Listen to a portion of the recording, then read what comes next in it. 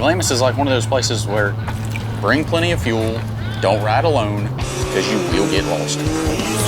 Glamis is the sandbox. We're trying to build the biggest, nastiest, fastest X3 that we can drag out here. I did everything I would give somebody advice not to do right off the bat. It's kind of like herding cats. They like to party and go fast, so that's a good place to do it.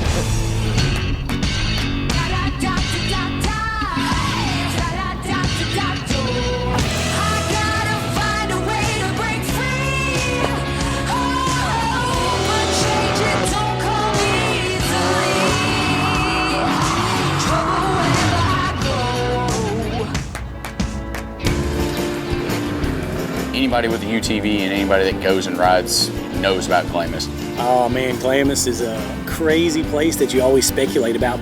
I would say there is a lot of mystique to Glamis. You know, you always hear stories about how you can ride down to Mexico and all the cool things that are out there. Everybody tells you that the sand shifts a crazy amount every single year from the winds blowing it. But you look at the people that live out there, for the most part, are gearheads. You know, I mean, you're going out there to push the limits of your vehicle. Well, one thing, everybody wants to race. I think probably the most important thing to have out there in Glamis is power. The whole thing is about horsepower wars out there in the West Coast. Glamis would be the epitome of anybody's adult sandbox.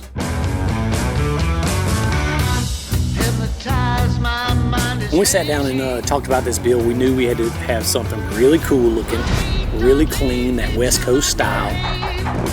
The Can-Am X3 is really at home in the dunes, and that's where that thing shines. We took a Maverick X3 XRS, already has a 72-inch suspension on it, so it's already got the long travel. It fits in with Glamis. But my thing is, I got to take it over the top. The main thing was, you know, kind of build something a little wild. I want this thing to make crazy power and be impressive when people see this thing going down Sand Highway. Man, this one's getting the works. We got the Evo Stage 6 big turbo kit going on this thing today. We'll be pushing big power out of this motor. A little over almost 30 pounds of boost in this baby. With reflash, bigger injectors, and all the power adders to get that thing really turning the tires. It's going to be fast. In fact, it's probably going to be nasty. For all the S3 parts, we did full suspension. A-arms, radius rods, shock tower brace, gusset kit, everything that you can walk through our store and grab off the shelf, we threw on this car. More power, more look. We wanted to send it all the way. So he was making crazy horsepower with that thing. Yeah, I do like doing wild builds. I like going really over the top, but that's just not the style we were going for. We wanted this thing to be like a sports car, like a Ferrari or a Lamborghini, like low and sweet looking and fast. Word on the street is, shipping company finally showed up with the wheels we've been waiting on. KMC hooked us up, so we're gonna check them out, see what they look like. Woo! That's sweet. So we got KMC to send us a set of 10-inch wide wheels on the back, 5-inch wide wheels on the front. Oh yeah. And it is gold, like super gold. Oh man, that's baller. When it comes to design and style of the machines, I'm resident expert. Nah, player. Y'all been listening to me a long time ago. Y'all already had this on there. Red and gold was actually my idea. You know, I like to give credit where credit's due. Red and gold, Logan's idea. That's gonna pop. That's gonna pop pretty good. But truth be told, I'm the one that came up with it several months before. I'd mentioned wanting to do it to one of my pit bikes. Ooh, that's sick. Oh, that's deep. That's the deep one. That's that deep dish. Yeah, everybody takes credit for my ideas. This one was mine. That's the truth. I don't want to put these on because I don't want to scratch them.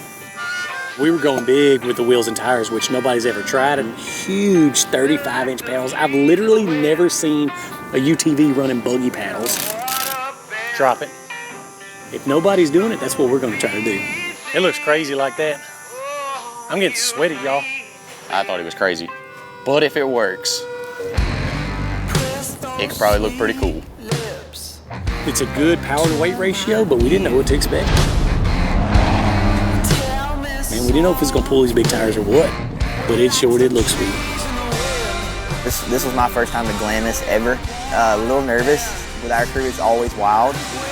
Always been kind of a bucket list place to go ride. Biggest sand dunes, the wildest sand dunes. When riding season starts, that's where people go out west. What's happening? What's up, pals? What are you guys doing? Headed to Horsepower Wars? We are. That weekend of Halloween, it's crazy. I mean, there's campers for miles. So this trip was going to be a little different. We decided we were going to take everybody on what you would consider a scavenger hunt. So the first thing we do, we hit the rugged tent. Steve, tell me real quick. So a big part of why we're coming out here, try to hit spots and stuff that people don't know about. So we've been finding stuff out here that not many people know about. So there's a rumor floating around for Glamis that there's a plane that's gone down. Apparently there was a plane crash out here at some point. There is. There's like a part of a fuselage or something in the sand or something. Nobody really knows when it happened. The coordinates are not exactly right. That's our mission. My mission this weekend is to find the airplane. Right, buddy. But pretty well everybody knows there's a plane somewhere in Glamis and we're gonna find it. I have no idea what we're doing today. They said they're taking us to the fun stuff. We ain't gonna be dilly-dallying around today. We're getting work done. You see how many Uncrustables we brought? I'm gonna make sure we get as much water as we can. Ready to actually get to see the dunes today and rip around. Obviously, we want to get to rip the dunes quite a bit, but there's some hidden gems that are online that we've been trying to research and find. There's a couple of flagpoles and like a fireman's memorial, a swing set that's out here. And then the last thing, apparently there's a plane crash somewhere out here. So all we have right now is what we research is literal GPS coordinates. So we're gonna be holding the phone, stopping every few dunes and looking. We get out there and, man, you're in these big sweeping dunes, so you just want to lay the car on the floor and go as fast as you can. So I was hooked. There's a whole lot of weight on your shoulders being the ringleader in Glamis, man. The dunes are a little tough to navigate out there. Yeah, you're carving dunes, and you may be 5 miles either way to anything, and then you break over this dune, and boop, down in this bottom's a flat. All right, y'all, I think it's about time for lunch and a nap. That was a good ride for the day. Scared ourselves a couple times. I'm ready to lay down. Uncrustable? We were gonna hit as many landmarks as we could in the day. The first place we hit, the firefighters monument. We usually have to do some searching, but I'll be honest, Mr. Mao was navigating this time. He's the one that pointed us in the right direction. Somehow they poured concrete and carried all the supplies out there, hundreds of pounds of supplies. Who on earth built this thing out in the middle of nowhere? How did they get that thing out here? I've seen a movie about this. They were fighting a wildfire to stop it from hitting a small town. It was a neat place. Some people from that area, from where the wildfires happened, actually came out there and built that monument. But they ended up stopping it. They cut it off and just ended up getting trapped. That's crazy. And we were surprised to see that quite a bit of people knew about this. And so with just a little research, we found this fireman's memorial, and it was really cool. I think there's a lot of different stuff. You know, the popular stuff is always what you see. And our group always kind of wants to get off the beaten path and do the different stuff and find the different spots to go ride. Like we're cruising the dunes, and you gotta understand, like, the sun reflecting off the dunes the entire time you're riding, so it's bright out there. We stopped just by random, I think, just to kind of like get our bearings. Come with me. The sand is a majestic thing. You never know what it's gonna uncover. And Dustin finds the holy grail of mechanic shops. Thousands of years ago, there were people here in this very spot working on things. And we found the 10 millimeter. I've lost 1,000 10 millimeters in my life. No toolbox I own has a 10 millimeter in it. I don't really know what to do at this point. They're very difficult to find. They're almost an extinct species. You need to get a little bit of material underneath it, a little bit of earth, and the soil below it, and sift through it as if you're sifting for gold. We've pretty much solved the mystery. This is like finding out there's a Bigfoot. I know where all the 10 millimeters are. The sand pirates have taken them all to Glamis and buried them. Finally found it. We've searched our lives through, and of all places, Glamis sand dunes. That's when I knew it was gonna be a good trip. Yeah, the dunes walk, they move. I don't know how this plane ended up out there. It got covered up with sand, and then the wind blew the sand off of it again, and you could go out to it. I had seen pictures of a plane crash out there. I believe that there was a plane out there at one time. But what's the story behind it? And I don't think anybody really knows. I'm gonna wildly speculate it was the Wright brothers plane. Probably Tom Cruise that was flying drugs back and forth. You know what I'm talking about? You know what? I'm gonna retract that. I'm gonna speculate that it was Amelia Earhart. When he landed in Louisiana bayous, who's to say he didn't land in Glamis? So, made it to the swing set. Naturally, there's some kids.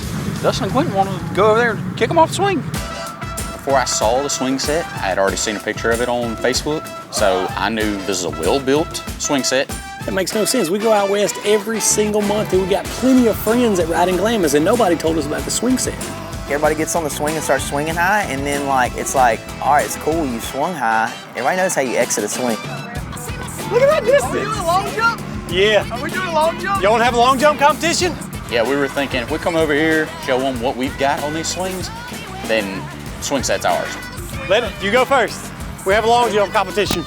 And so me and Quentin teamed up against this little kid. Get all you can. I know what he's trying to do. He's trying to catch you on the forward stroke. It turned into a full-blown swing-off long jump competition. Woo! Oh! Hold your spot. This kid looked like a flying squirrel when he left the swing. Oh, he got right, folks. I don't understand how a little boy that small can fly so far, but he had it timed perfect. Look, I put the dogs on me. Freaking stomped him out by like 4 foot. Bobby, here I come. Oh, you're not even close, bro. Logan, you're so weak. But I ain't no guy that's gonna let no little boy beat me. He legitimately flew farther than I could. I'm hurt. Yeah, he came in. He said he's been a 3-year professional swinger. He whooped us. Just trying to punk little kids in the middle of the desert. You know what we do? Having fun. We look like idiots in front of 1,000 people. Gator don't play that anyways. Everybody knows that. Yeah, it was pretty embarrassing for us. Like, we got out of there pretty quick after that.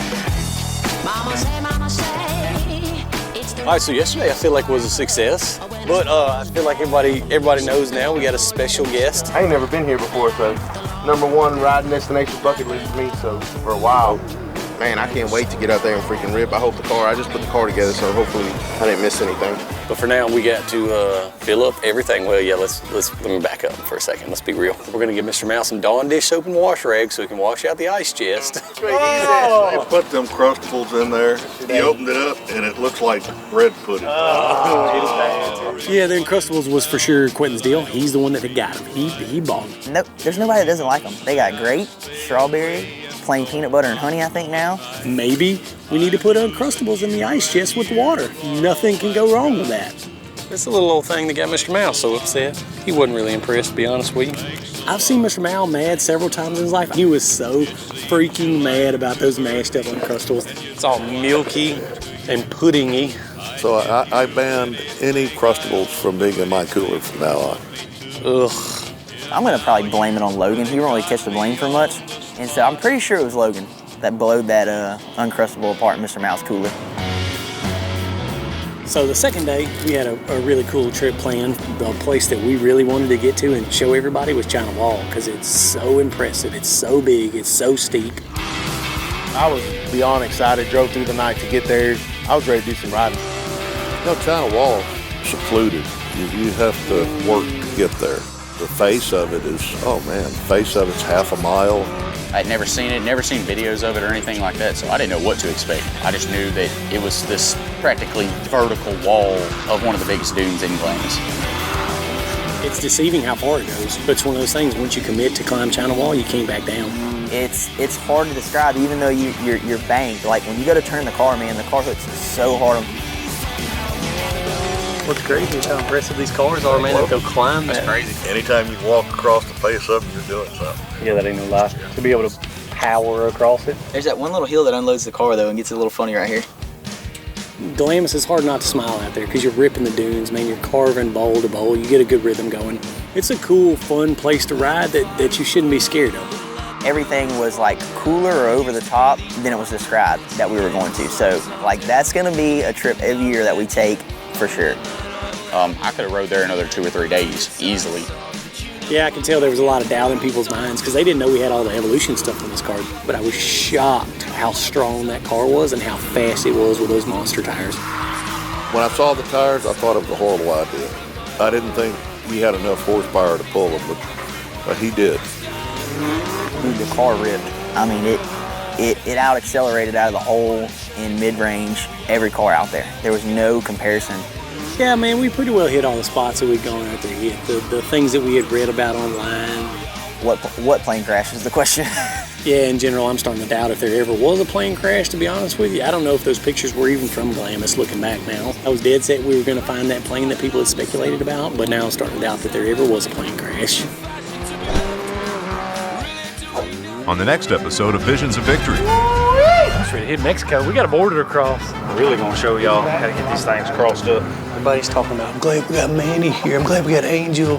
They can interpret for us. Yeah, just cruising along and the tire comes rolling past me. We don't have the tool back with us.